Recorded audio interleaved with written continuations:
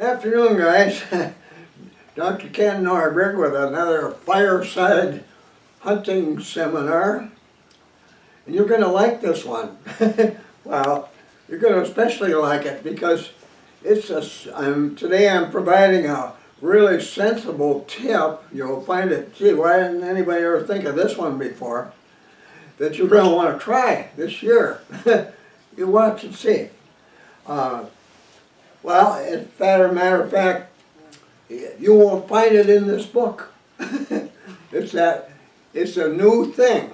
I've been thinking about trying this. You know, I started writing this book 3 years ago, and this particular thing wasn't in my mind at that time for a good reason.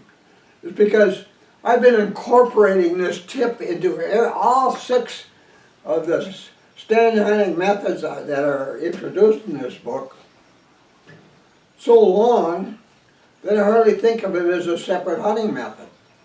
But it was really one of the first things we ever tried when we began using multiple stand sites. And I first started writing about that in 1989, when it was becoming apparent whitetails were starting to be smart, or they're starting to be good at finding and identifying hunters in trees. And at that time I started thinking about how can we do something about this. And that's where this idea began, back about 1988 actually. But when I wrote this book, I wrote about 6 new stand hunting methods, and they were thought to include this because it's always been part of it, or it was a basis for a lot of things that I wrote about in this book. Which, by the way, if you haven't got it yet, you should do that, because once you got this book, you're going to want to try a lot of things that will improve your hunting success, especially when hunting older bucks. And you can't wait.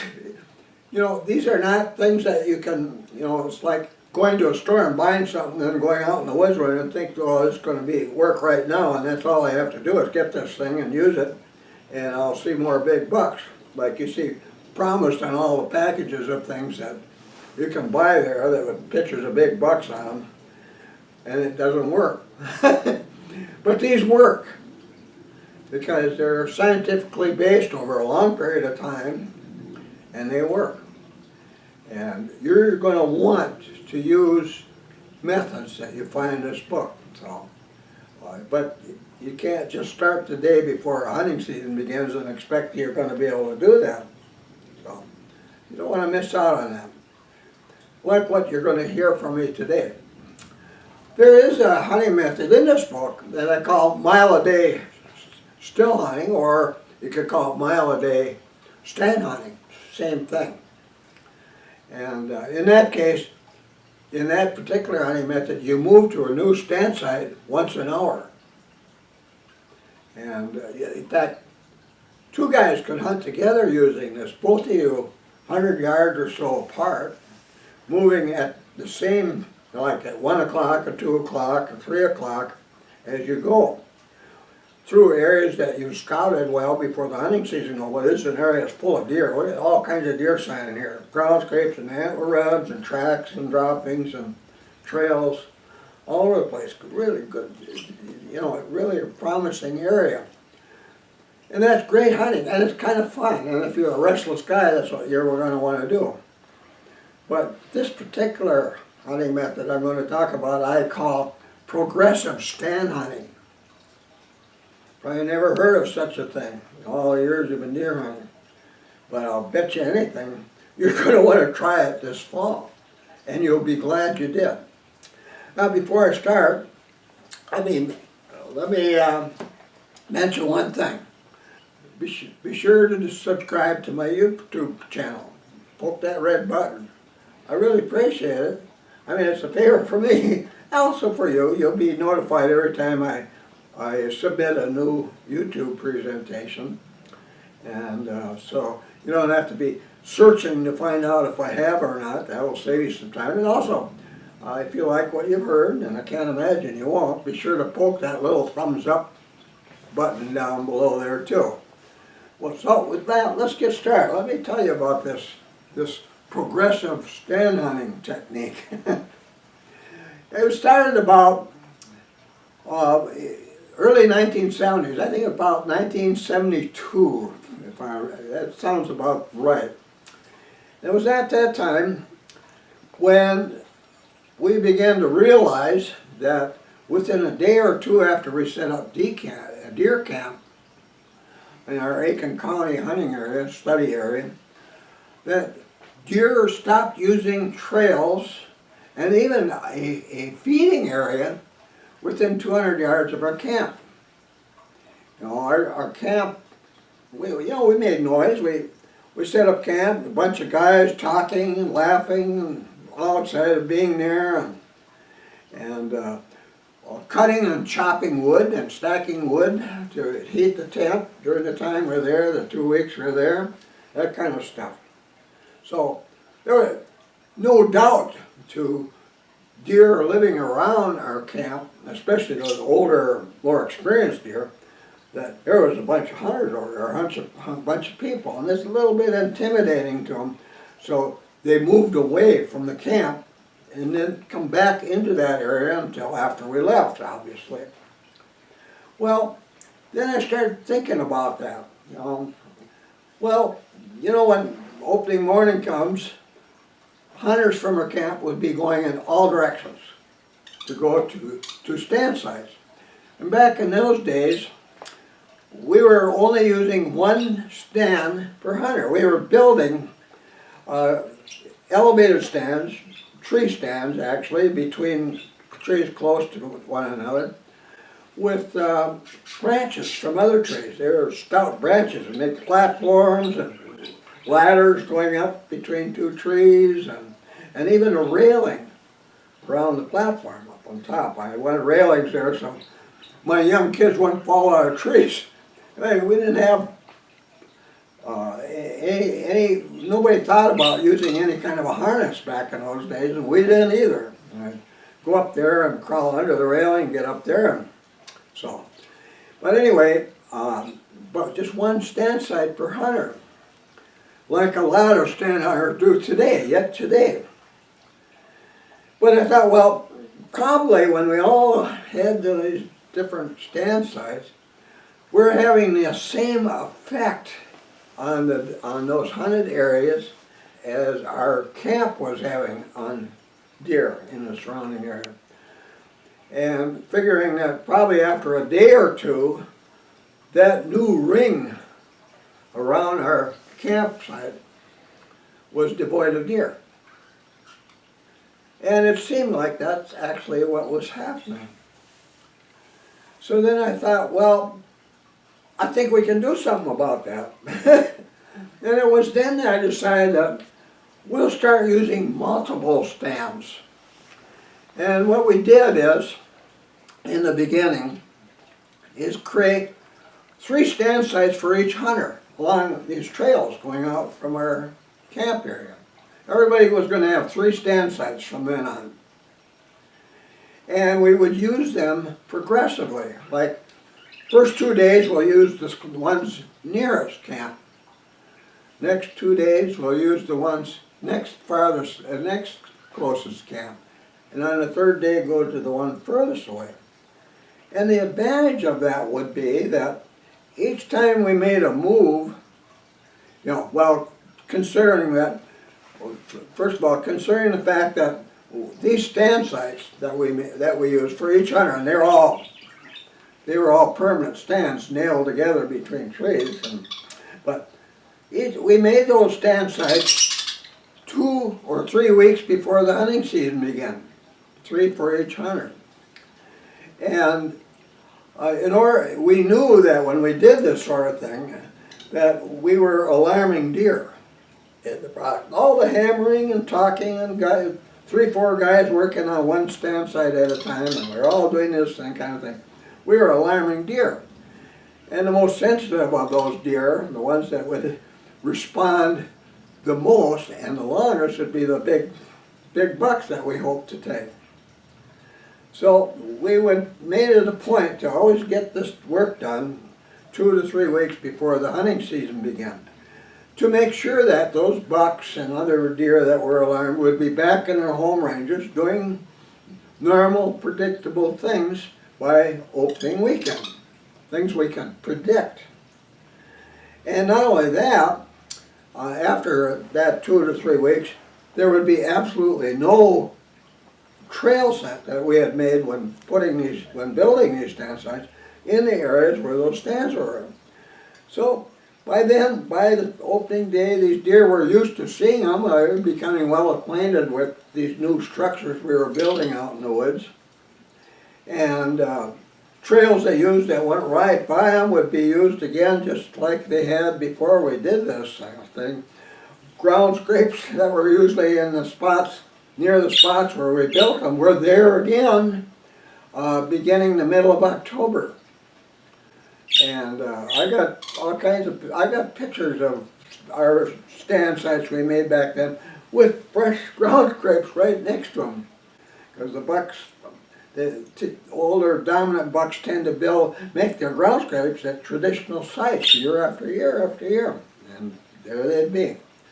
So whenever you made a move, you know, after 2 days, once you made your next move to the next stand site, that far away, 200 yards, we thought that was what you had to be back then, the way we knew it. You would be moving to a stand site where whitetails are still doing normal, predictable things, and there's nothing there to alarm them. There's no fresh scents, there's no fresh scents anywhere around. So I figure, if we do that, and we each have 3 stand sites to use, and we move in this progressive manner from stand site to stand site, we'd each end up with 6 days of opening weekend-like hunting, instead of only 1 or 2, when you only had 1 stand site. See? And you know, it worked so well. I mean, the kids were all getting really good bucks their first seasons, and my daughter Peggy, she got a really nice big buck her first year doing that, and the second year she got the second largest buck ever taken by a Nordberg from one of those stands by doing that. So it was working great, and because it did, progressive stand hunting has actually been a part of every new stand hunting method I've devised since then, except maybe 1 or 2. And like one that it isn't used for is our gentle nudge hunting method. It's a small group hunting method, and our cover all bases hunting method, which we use to take bucks that are proving to be especially difficult to take one-on-one, which is really a good one. Those 2 we aren't using progressive stand hunting methods, but yeah, all the 4 others we do. We certainly are part of those hunting methods. And one of them is our, like I said, our mile-a-day still hunting or mile-a-day stand hunting. Either name is correct. We're using that technique. And also all of our other one-on-one methods, whether tree standing or using stand sites on the ground. Well, today, things are quite different. All the years of research.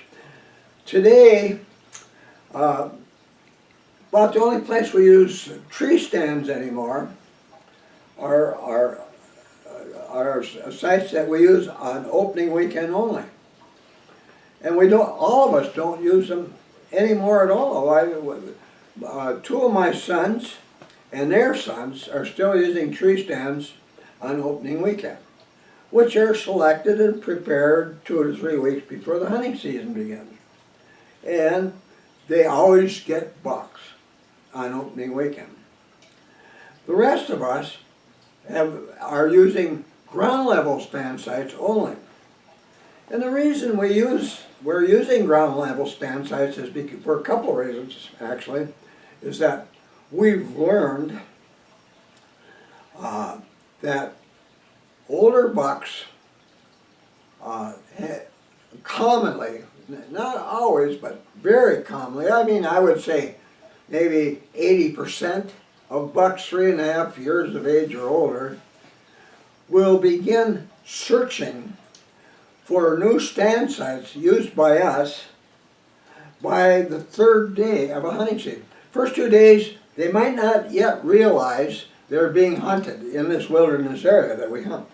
Because we don't just run willy-nilly all over our hunting area on opening weekend, or for that matter, any time during the hunting season.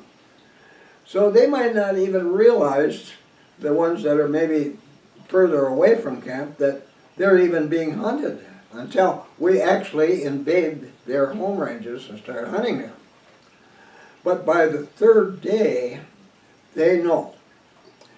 And believe it or not, and it's true, and we've proven it so many times, by day 3, those older bucks realize we're there and we're hunting, but we're not aggressive hunters, we're tree stand hunters. But they realize that we don't stay at one stand site very long. Now, we know that the best stand sites for taking, the most productive stand sites for taking older bucks are stand sites we've never used before.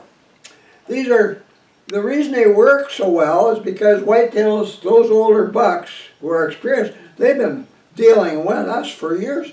A buck 3.5 years old has already survived 3 hunting seasons. And they survived doing what we've been doing during those 3 hunting seasons. And those bucks realize by day 3, not only are we there, but we aren't in the same place in the afternoon that we were in there in the morning or the next morning. We're in a different place. And they know that's happening. And apparently they're smart enough to realize they want to know where we are every day. Where we are now. Where's this new place where they are? And early every morning, it seems, bucks that do this are looking for us. And it's like, you know, they live amongst wolves all the time too, and they don't run away every time they see a wolf. They don't go to the next county. They spend most of their life in this 1 square mile. Well, they want to be able to do that with us. They want to know where we are each day so they can avoid us and live normal lives elsewhere within their home ranges. And they do that all the time. Even a lot of does, mature does, do that. So, early in the morning, they're looking for us. I don't see that as much in the afternoon, but in the morning. And we know that's happening because of certain deer signs we often discover on the way back to camp for lunch, and sometimes in the evening at the end of the day when we're heading back to camp, we discover certain deer signs. And so typically, you know, I'll get down out of my tree, well, I was back in the old days, or I'll leave my ground level stand site, put my stool on my back and start reversing my travel back toward camp, and I'm going out on this stand site approach trail that I used to get there. And so often I've gone at just maybe 20, 30 yards in heavy cover, and here's a whole bunch of deer tracks where a deer has obviously been standing there and moving around a little bit, and this way and that. I mean, they're just a whole bunch of deer tracks. He walked up from, maybe follow my trail, but in there a little ways, and there he stood for a while, downwind. And he's listening, watching, maybe gets a glimpse through a tree branch. Well, there he is up there. And I didn't know what was happening. And this happens a lot. It just last year I had a buck doing that to me. And once in a while I heard a little twig snap, and I turn and look back there, nothing there. Not moving, I stare at the area. Obviously when these bucks saw me do that, it just froze. all these dark spruces over there. I didn't see any deer. But when I left, there's tracks were 4-inch tracks, big buck. The only deer with 4-inch tracks there is one for the wall. They're big dominant breeding bucks or great big bucks that just weren't quite as big or as strong as aggressive as another buck, the actual dominant breeding buck. Well, so I know what happens. We'll find that, those kind of tracks there. And after that, it's not uncommon if you were to stay at the same stand site, almost daily, when you're heading back to camp, you'll find, oh, that big buck crossed my trail over here, maybe 100 yards away, and it was downwind. And if you got on his trail and followed those tracks, and I've done that a lot of times, he made a wide detour downwind and come by there. Is he here? I don't smell him. He's somewhere else. This guy is serious. I gotta find him before I make a mistake. I don't wanna get too close to him without knowing where he is. But downwind, he'll check that stand site where I was the day before or the half day before to see if I'm still there. That's a real common thing for these bucks. Another thing, I've had some that were they really put on a clinic about how to keep track of where I was. I've had several bucks do this, where on the way back to camp, I found a trail, and one of them he had wide. You know, I was in a stand up on kind of a cliff about 60 feet high, and all thick green evergreen cover there, but it was right at the edge, where you could look down over these quaking aspens that were growing right in front into this meadow, wide open meadow, with a good deer trail going across it to a favorite feeding area just a little ways beyond that on my left, over there. Boy, this is a good stand site. Well, got down for the first time I got down from my tree stand there, I'd go down to this one trail that I called my shortcut to this particular hunting area.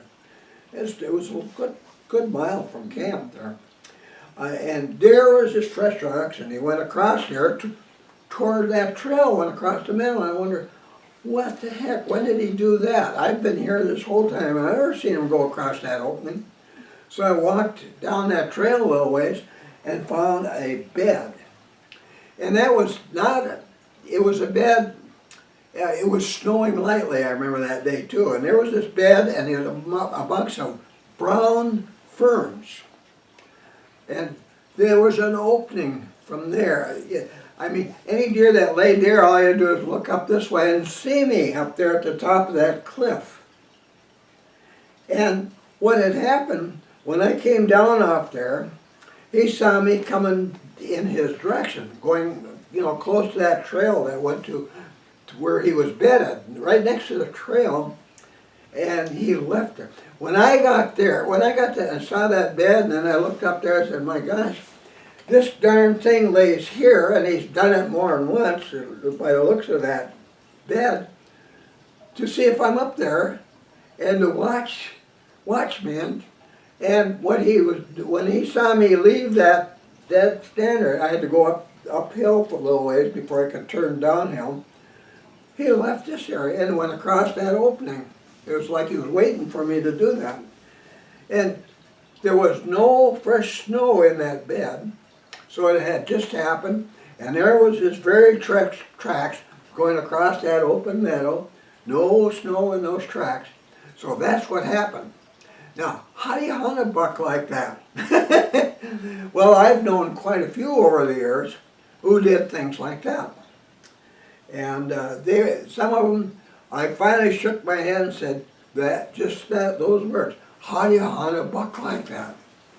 And gave up on him, threw in the towel. I'm not going to waste any more time trying to take this buck. And so, at that point, I'll either head to another area where I found another mature buck while scouting and start hunting that buck. And that's paid off many times. A lot of times when I do that, I'll get the other buck right away. But usually it's not the really big one that I was hoping to take, like this particular one. But that's the way it happened. Either that, or when all the boys get back to camp, we'll set up a group hunting method, like our gentle nudge that we use. That's usually just a couple hunters. Or a large group method we call cover all bases, where we'll put everybody in places where I know that buck has been going for the last week, one way or another, and yet always avoided being where I could see it. So, and usually we get the bucks using that hunting method. But anyway, but a lot of times I'm up there like during the week, and the boys are back at school or at their jobs or something, and I'm alone. And so the only choice I have is hunt another buck when that happens. So it happens. Well, today, because we know bucks do this, and because we know the very best stand sites for taking big bucks are stand sites never used before, and because I have up to a dozen, sometimes one or two more, hunters in my camp every year. I mean, that's a bunch of hunters. Because of all these things, we use a lot of stand sites every year. Just imagine that. I mean, not just 3 per hunter anymore. In fact, we've got some stand site approach trails that are 2 to 4 miles long. Imagine that. That long. And along each one are a lot of potentially useful stand sites. We won't know if they're going to be useful or not until we find very fresh tracks of a big buck near them, either on a trail, or it could be off trail, or along the edge of a current whitetail feeding area. You know, not all whitetail feeding areas are current, especially in hunting season, because it doesn't take long for mature bucks or does, to identify and start avoiding a hunter who hunts along the edge of a feeding area. Especially stand hunters, they pick them out so close. These older deer find them so quickly that it's amazing. I'm quite often within a half day. And because of that, my sons and I, and that isn't always true of some of my other hunting partners, change stand sites every half day. We don't want to waste time at any stand sites that is being avoided by a big buck right now. We always figure if we hunt there half a day and we don't see the buck, he knows we're there already. He's already avoiding us. So no more there. We ain't going to waste time there anymore. We want to be hunting close to big bucks that don't know we're near every half day.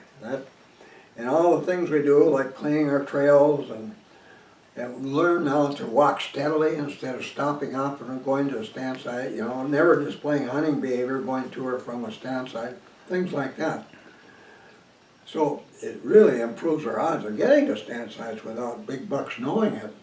Catch them by surprise at an area they've never found us before. This is a complete surprise to them, which really improves the odds that we're going to get a chance to take that buck well before you know where he's just standing around, maybe he's eating or following a doe or moving slowly, not alarmed at all. That's what we want. Easy shots within very close range, downwind or crosswind where those deer are. That's the way we want it. That's the best setup there is for hunting older bucks. So you put all that together, that's a lot of stands, all kinds of them. Well, how in the world do we manage to have so many stand sites at the beginning of every hunting season? Well, the answer, part of the answer is we don't at the beginning. We scout a lot before the season, 2 or 3 weeks before the season opens, for reasons I talked about a little bit ago. But the only stand sites we select then are for opening weekend only. Because we might be wasting our time on all these other stand sites because we don't know yet during the hunting season whether they're actually going to be close where a big buck is active at this time, today, or likely will be later today or tomorrow morning, because those areas of big buck's home range that where he is active today, or will be, have so much to do with breeding. Our hunting season generally span the first primary breeding phase of the rut, the period when 85% of does are bred. So breeding is part of what's going on there. But even if we weren't hunting there, that buck is, each doe is only in estrus for 24 to 6 hours. So if he's with a doe today, he probably won't be with her tomorrow. He'll be way over there somewhere. Or he won't be there in the afternoon tomorrow. He might be way over there a mile away the next day with another doe. So lots of changes are going on during that period. So we don't try to guess. We can have a pretty good idea where these things are going to be, but we don't try to be accurately guess where a buck will be 2 to 3 weeks from now, after the first 2 days of a hunting season. So we wait. So what we do, starting on day 3, we spend part of each day, usually between 11 and 12 in the morning, cruising on very specific trails. We don't walk all over the woods at this time of the year, during the hunting season, just certain trails. Well, one kind of trail we use, as I've talked about this before, is what we call cruise trails. And they're connecting deer trails. It's illegal for us to make trails for hunting on public land in Minnesota. So, well, if we can't do that, well then we'll use deer trails. But not all of them, just certain ones, so that those deer have all kinds of trails they can use anytime they want, where they'll never find human trail scent on them, or never find a hunter in a tree, or never hear or see them moving around in these areas. So they feel perfectly, they'll stay in their home ranges as long as we keep doing things this way.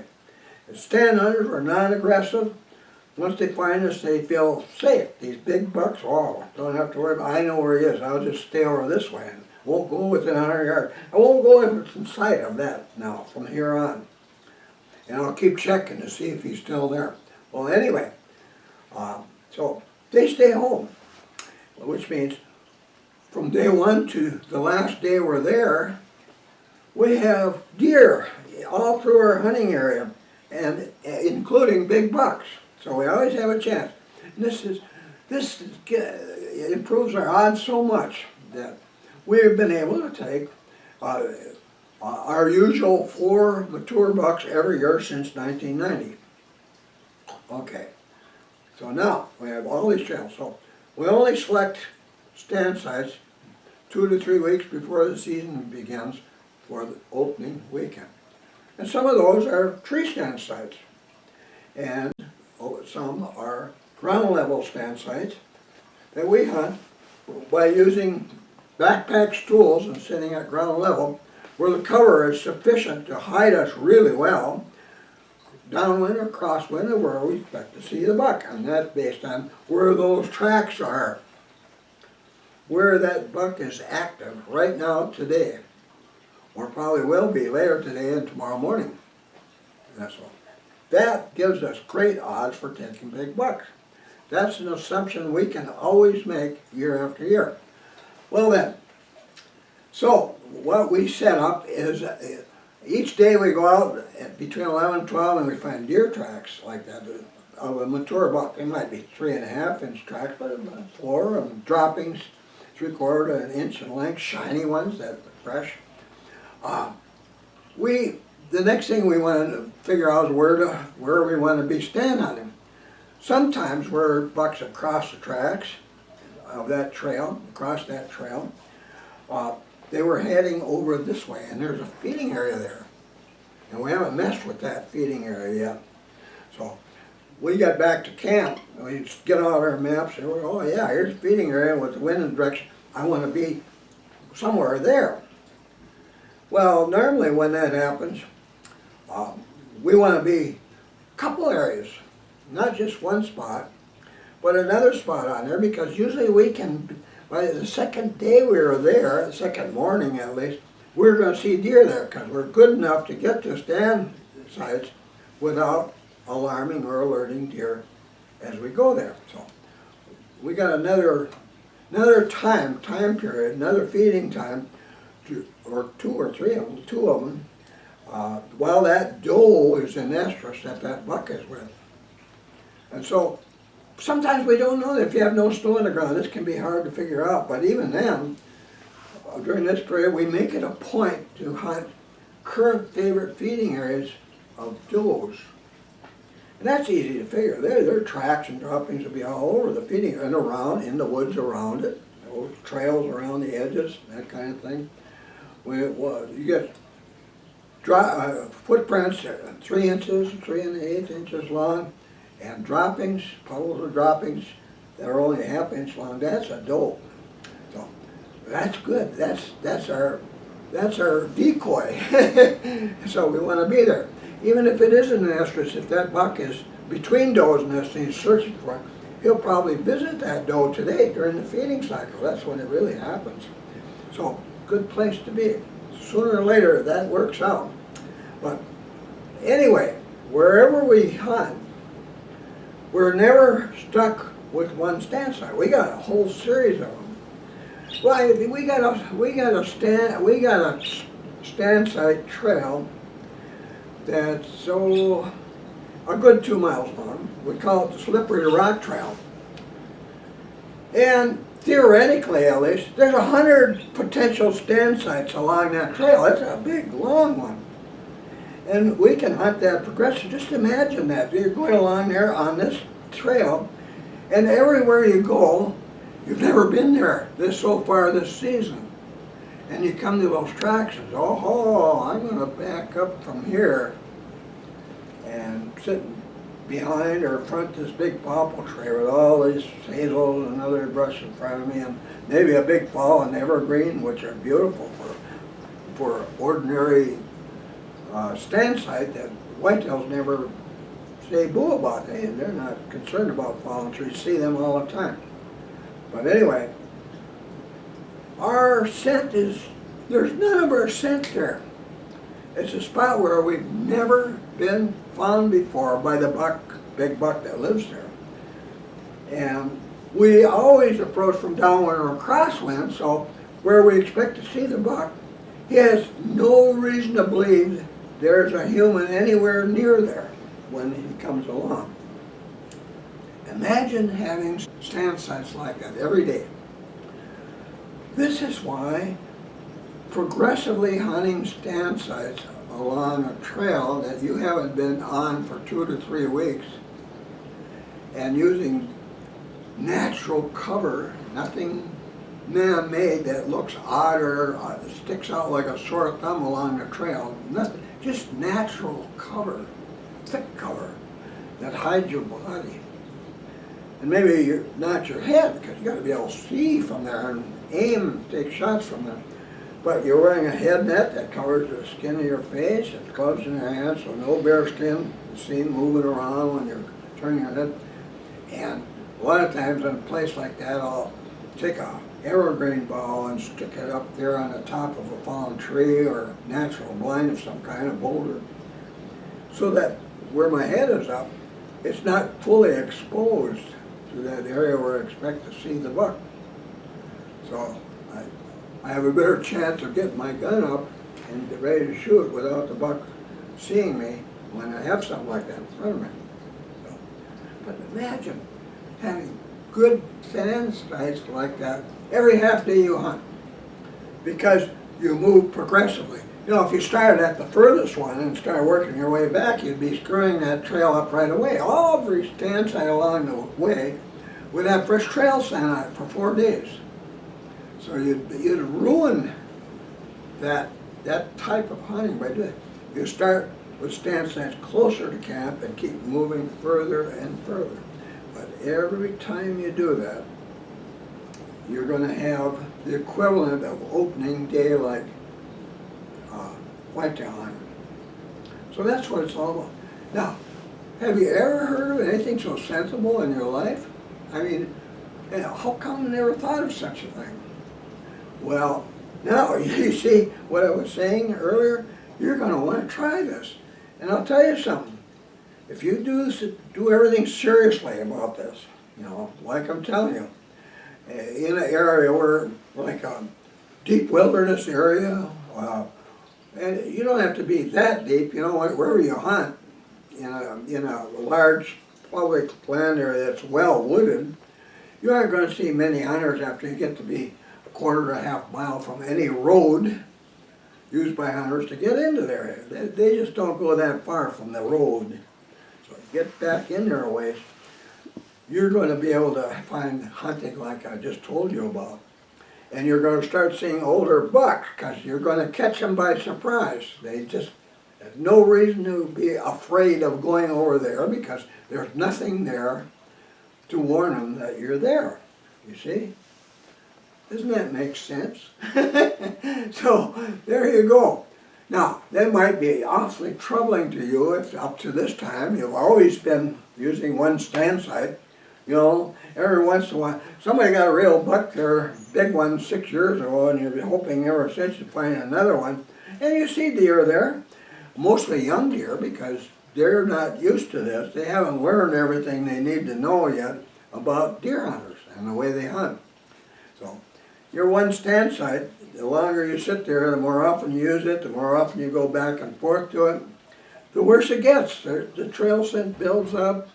The more deer see you coming and going, and especially if you're acting like you're hunting, then the more deer you alarm while you're doing that. They're going to get out of here. I'm going to go way over there and live there for a while instead. That kind of thing. So, but isn't this sensible? I mean, it works. And no matter what is done, if you keep doing it properly, there's no deer in the woods, except one, that can avoid you. The one is, and they're the worst kind, I just hate that. There's bucks that by the third day become nocturnal, only move at night, only feed at night, only take care of breeding at night if they're dominant breeding bucks. And they're back in their bedding areas well before first light in the morning. There are bucks like that. Thank goodness they aren't all that way. But I just hate it when I've been hunting such a buck based on those fresh tracks and finally realized that this buck is getting back to his bedding area before I get here. I'm here half hour before first light and he's already going back to his bedding area. He's nocturnal. I don't have a chance to get this buck. So I hate that. I wasted several days, many times doing that, including during bow hunting season. So that happens. Can't do anything about those nocturnal bucks. That's pretty smart for a buck to do. But the rest of them, they can't stay away from you endlessly. Well, almost endlessly. I hunted one buck part-time. Every year I'd start with him, and then I'd go to hunting another buck. I went and hunted one for 3 years, like that, and finally got him. By the time he was 7.5-year-old with black teeth that were flattened almost to the gums, and a lot of them were kind of loose. That was an old buck. And old bucks hardly ever survive past their 7th winter, and that buck was 7.5 years old. But I got him by this progressive type hunting. So keep that in mind. Remember now too, there's lots of tips like this in your book. After you read this thing and you read about how to do these things, you're going to want to do it. But you can see, even from this one, this progressive stand hunting idea, it's not something you can set up in one day, or even maybe a whole weekend, depending on how many of you guys are hunting together. So you have to start early and do those things. Well, but when you do it, it's so worth it. It really is. And pretty soon everybody's going to start thinking all the big bucks live in your hunting area. So, okay. Well, thanks for watching, guys, and good luck this year. You know, it's coming up now. We're about, what, 60 days from opening day now? Yeah, how about that? And that's something exciting. And your wives are starting to come up with all kinds of jobs for you to do before you can go. That's pretty typical, yeah. Okay, well, we'll see you again soon. Thank you. Be sure to visit my website. Here's the link. Here you'll find links to my blog posts, my Twitter account, my YouTube account, my Amazon store with links to my ebooks, my son's eBay store, a money saver if you're ordering from Canada or other countries, my website bookstore, and much more.